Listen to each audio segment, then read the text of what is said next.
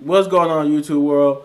Welcome back to A Little Bit Man Gaming, brings you an overview slash review of the 2020 version of Stephen King's The Stand.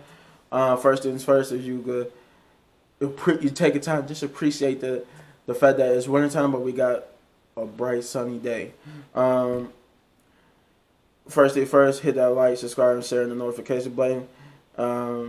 Leave a comment down below. Do all those great things because it helps the channel, helps me, it helps everything grow. You know, it gets my videos out there, it gets me out there to the masses so everybody can see what type of fun that's on this channel. With that being said, with that out the way now, we can put that out the way. We got that business out the way. Let's get to this. I did one video on it, and then I realized when I did the video for the first episode, I was so far behind because I didn't realize the show. I'm thinking that was the only episode. Then I realized, oh God, there was like, I was so late. There was like 3 or 4 episodes already in. I think it was like, I'm trying to check my notes. I did the episode 1 called The End, but they had already gotten up to, I think episode 4 or 5. Yeah, I think it was like episode 4 or 5 when I started watching it. So I just said, you know what? I'll do a quick overview of it once I watch all the episodes, just to give you a broad overview of what the episode is. And plus, it's like and I just got done watching. I think episode 9 was the last episode of the miniseries. It was called Circle Closes, but yeah. The show, the Stand, the 2000, I'm about to say 2000, the 2020 version of The Stand, more or less is more or less tells the same story with of course updated visuals and effects and stuff. Like, you know, the iconic scene where, you know, what's her name? I forgot Amber Heard's character. She was cast as Amber Heard was cast as Nadine. You know, where you see the scene where Nadine is basically having sex with Randall Flagg, and you know, in the old one, in the original, I think it was the 1990s miniseries one, or the 90s. I forgot which year in the 90s, but the 90s version of the Stephen King Stand, you know, they just changed his head to like a demonic, you know, figure. And this version, his head, instead of his head changing to a demonic head, his whole body changes demonic, and he almost looks like he's burnt. So he's like a burnt demonic demon. You know, we get the consequence of both sides. You know, we understand his side of the story, and you know what his part he plays in. You know, Randall Flagg, he's the reason why Captain Trips, as they call it, or basically the super flu or influenza, and like it was like a super influenza virus that just basically wipes out all the humanity. Not all, but almost all the humanity, save for the people. I think the only people that survives are the people that's immune to Captain Trips, and you see the struggle between good and evil as, you know, Mother Abigail, she's sheltering in the people who still want to be, who wants to be good people, and you know, still try to rebuild the world back to where it was before Captain Trips. And you got Randall Flagg and his civilization of people who just want to have party, who just basically want to party, have sex, murder, rape, and kill, do everything their heart's desire or their darkest desire, with no consequence, and all they have to do is worship him. Now I think when you worship him, it gives him power, and it makes him stronger and gives him power. But the less you worship him, the less power he has, basically. But yeah, the broad view of all these episodes, 9 episodes. After watching 9 episodes, I would say that each episode builds just like the original. It you know, from start to finish, you watch the first episode, you're automatically intrigued and wants to see what happens in the next. And in the next, it has the usual tropes of trapping you in. You know, you got the people who it's on Mother Abigail's side, but being twisted to Flag's side because promises that they thought they was gonna have and Mother Abigail, but didn't get. Like you have one person, who was in love with this girl, who used to babysit him, and he was like madly in love with her. Socially awkward, and kid, who typically has a crush on his babysitter, but then he finally gets the courage to tell him, and I just not realizing that uh, it was Tell Play by Stephen King. The final episode was, but yeah. But yeah, you got this kid who finally gets the balls. He's a nerdy, socially awkward kid who gets the balls to finally work the courage up after everybody almost died. After pretty much everybody in the world dies, and even her father, the girl's father, even died. He ended up telling them because she was trying to kill herself, and then he saved her. They end up going to find Mother Abigail because the girl had a vision about Mother Abigail telling her to come there, and he helps her go there because he realized they can't stay in their hometown of Maine because I think they was the only two people in Maine who survived that was immune, and everybody else died, and you couldn't really stay there because after everybody they rotten bodies was still there, and their bodies was rotting, and it was just nothing but a stinky cesspool, and they had to get there to where fresher air and not dead decaying bodies. And he tells her that he loves her, but she ends up rejecting him because she tells him that he's a sweet kid, but she would never have feelings for him like that. She would never see him in that light because she never have. And she feels bad because of the way she told him because he wanted to kiss her. He tried to kiss her to had that romantic kiss that he think was going to end with her kissing him back and confessing her love for him, but only to have her push him away and reject him in such a manner and blatantly just telling him, "Hey, I don't like you. I never will like you," in that fashion. That kind of puts evil. That kind of puts a hatred in his heart to where Randall Flagg takes a hold of him and twists his broken heart and hatred for the dude that she ended up going with.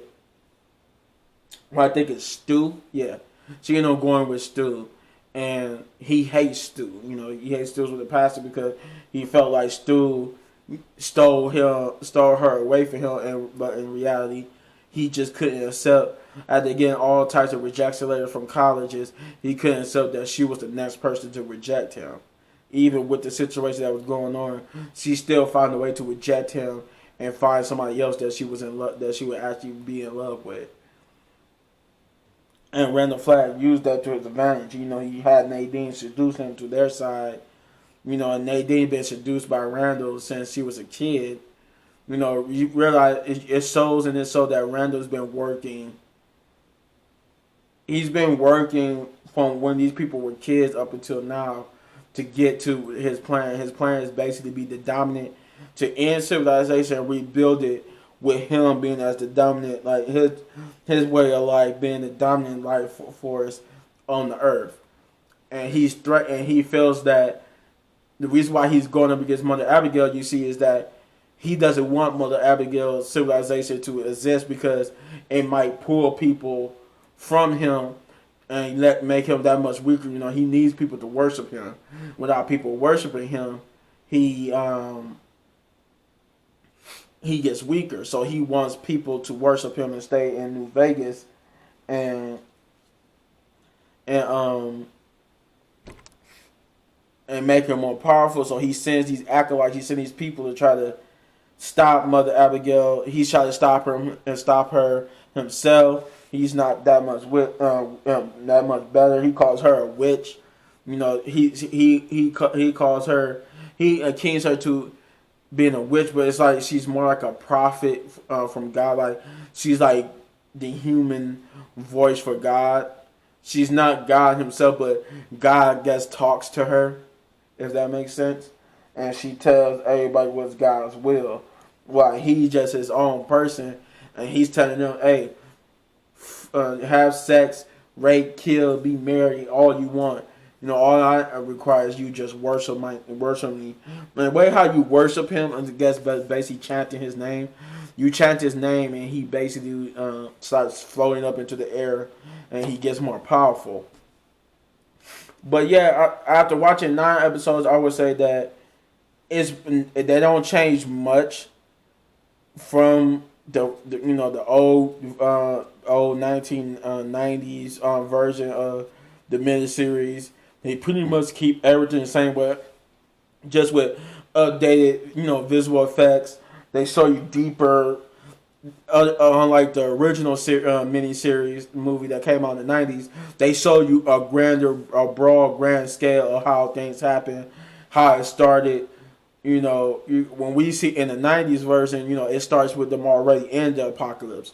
But we see life before it, how it starts, how each of the main characters was affected in their own way by it. We get their backstory. We get to see more how it ravaged the world. Like, they give, in some episodes, it shows you both the current situation and how the world got to that current, how they got there, how some of the people got to where they were, because when it goes to the present, Stu and all the others that Mother Abigail contacted is already in the city, at Boulder, or on their way to Boulder. But then you cut back to when they first got the message, the vision from Mother Abigail to go to Boulder, and what was happening, why they needed to come there, what roles they play. You see all that on a grander scale. That's the one thing I do like. And the final episode even has the original ending from Stephen King's book. As I watched that, when I looked it up, because I thought the ending in the final episode, which was episode 9, I thought that ending was like an ending they put in there themselves so that it's gonna be the continuation, because like he was still alive even after what I guess what is called the right hand of God killed him, because it was like what happened in the stand.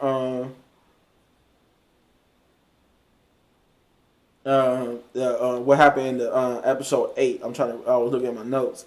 Episode 8, called the stand, is where they go make their stand against him, and then all of a sudden there's a cloud, and it wasn't even like a figure. It was just like a ball of light that was shooting lightning bolts at the people who supported Flag, and took part in the killing and the raping and all that type of stuff, and basically killed all those people. And the people it didn't kill, the nuclear bomb, that trash can man brought to Flag, because he misinterpreted.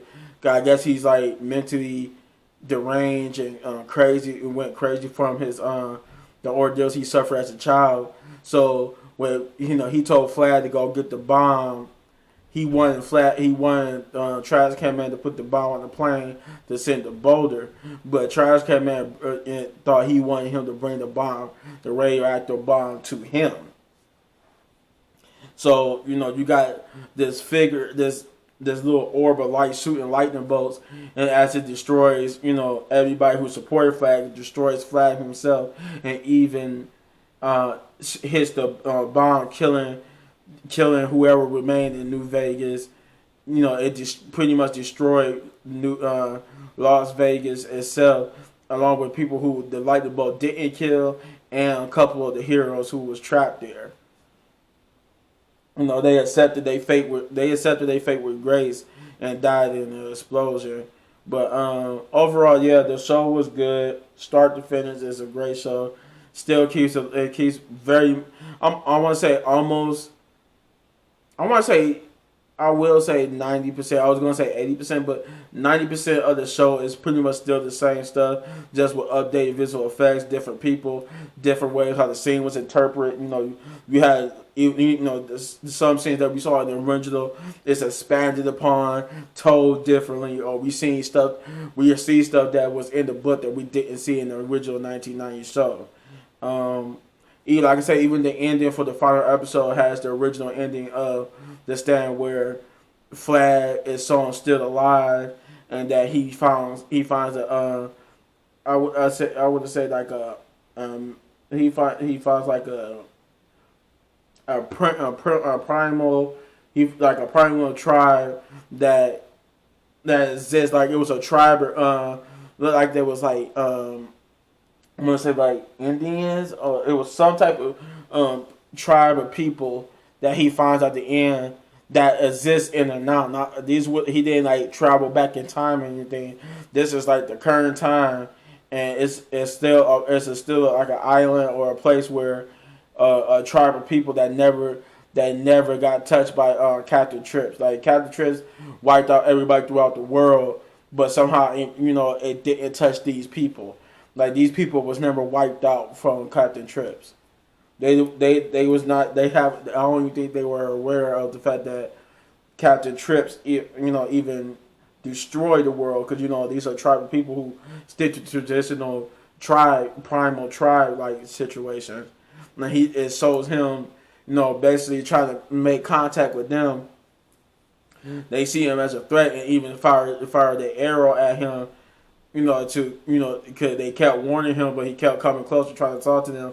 So they fire the arrow at him. He catches it and makes a finger to a gun, goes like that, and blows one of the people, the person that shot at him, head off. He tells them, after a display of his powers, he tells them to worship him. And at this point too, he's like butt naked, I guess, because he was like reborn and reformed. So he's basically trying to get a new group of people to worship him and give him power. And I guess the ending, it was supposed to be like the battle, the battle where Flag is not over, and that he even though he was seemingly killed, somehow he was able to resurrect, and basically so that he's gonna basically attack them again at some point in their lives, that they're going to have to go back into battle with Flag, and that the people who survived the first battle may not survive the second battle. Also, that girl who the nerdy boy liked, she ended up having a baby. I forgot about this too before I end this video. She ended up having a baby who catches after she's born. She catches Captain Trips, and gets to puff up and blow up like the rest of the people, and they're telling her that her daughter is going to die, that they need to put the daughter out of her misery, but she couldn't bring herself to do it because she didn't want that guilt of having to kill her own baby. And the baby, by the way, is not even Stu's baby, because that's her and Stu are together, but the baby is from a previous relationship before she got with Stu, but the dude died when Captain Trips happened. When Captain Trips happened, he ended up catching the virus and dying, but not before the girl, I think her name is Franny, gets to tell him that she was pregnant with his kid. But yeah, he ends up dying, and she ends up having his kid, and then she found when she did, and this happened in the last episode, when she had his kid, she catched the Captain Trips, but then uncharacteristically, like the people who caught it, she ends up the baby ends up not, instead of blowing up and eventually dying, the baby reverts back to her normal state, and so that she was the first child born since the Captain Trips happened that actually caught it and recovered from it, as it was stated that nobody really recovers from Captain Trips. They just blow up until they die, and her baby ended up blowing up and not dying. It just blew. She got bloated and then went back to normal. And then other people was having babies, and they didn't even catch it. They wasn't born immune to it. So it was shown that at the end, the world was basically getting ready to repopulate itself, because they found out that the babies born are either born immune or born where they catch it and just get better instead of dying. But overall, I'd say I'll give the show a solid 9.5 big ups, just because it was a great show. it didn't do much. It didn't really change much. That's why I gave it a 9.5 because it really didn't change much from the source material of the original miniseries and the books. It does one thing in particular gives that the original miniseries didn't do was put the original ending of Stephen King's The Stand in the final episode.